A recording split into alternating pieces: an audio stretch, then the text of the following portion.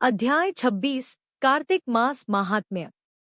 नारद जी बोले, विष्णु पार्षदों के वचन सुनकर धर्मदत्त ने उनसे निवेदन किया, हे देव पार्षदों, सामान्यतः सभी मनुष्य यज्ञ, दान, व्रत, तीर्थ सेवन और तपस्या आदि के द्वारा श्री विष्णु की आराधना करते हैं, क्योंकि वे भक्तों के दुख दूर करने वाले हैं।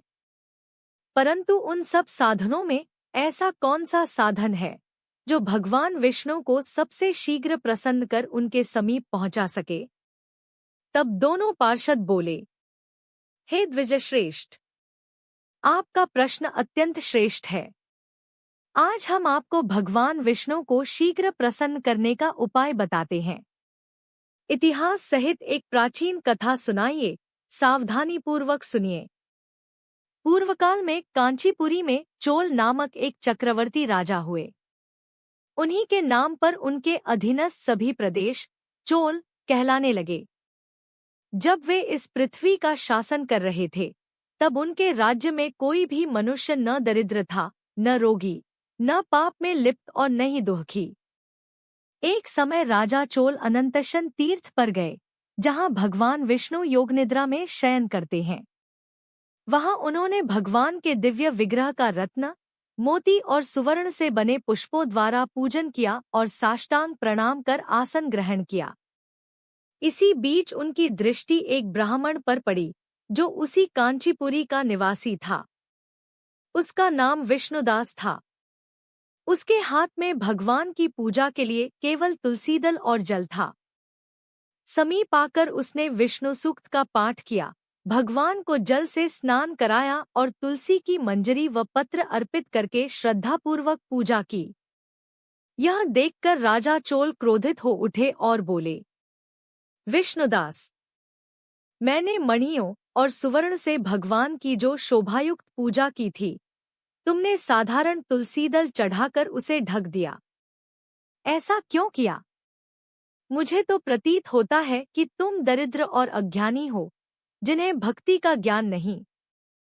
राजा की बात सुनकर विष्णुदास ने उत्तर दिया, राजन, आपको भक्ति का वास्तविक ज्ञान नहीं है। आप केवल राजलक्ष्मी के बल पर अभिमान कर रहे हैं। बताइए, आपने आज तक कितने वैष्णव व्रतों का पालन किया है? राजा ने हंसते हुए कहा, तुम निर्धन हो, तुम्हारी भक्ति ही कितनी होगी? तुमने न कोई यज्ञ किया, न दान, न देव मंदिर ही बनवाया। इसके बावजूद तुम्हें अपनी भक्ति पर गर्व है। अच्छा, तो उपस्थित सभी ब्राह्मण यह देखें, भगवान के दर्शन पहले मैं करता हूँ या यह विष्णुदास ब्राह्मण? इससे स्वतः ही सिद्ध हो जाएगा कि किसकी भक्ति श्रेष्ठ है। ऐसा कहकर राजा अपने राजमहल लौट गए और महर्षि मुद्गल को आचार्य बनाकर एक भव्य वैष्णव यज्ञ प्रारंभ किया। उधर विष्णुदास भी भगवान विष्णु के मंदिर में रहकर नियमपूर्वक भक्ति में संलग्न हो गए।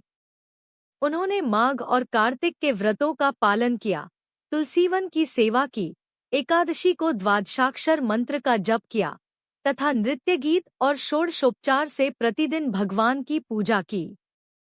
वह चलते फिरते, जागते सोते हर क्षण भगवान विष्णु का ही स्मरण करते थे। उनकी दृष्टि सब में सम हो गई थी। वे सभी प्राणियों में केवल भगवान विष्णु को ही अनुभव करते थे। इस प्रकार राजा चोल और विष्णुदास दोनों ही अपने अपने व्रत और साधना में स्थिर होकर दीर्घकाल तक भगवान लक्ष्मीपति की आराधना में लीन रहे।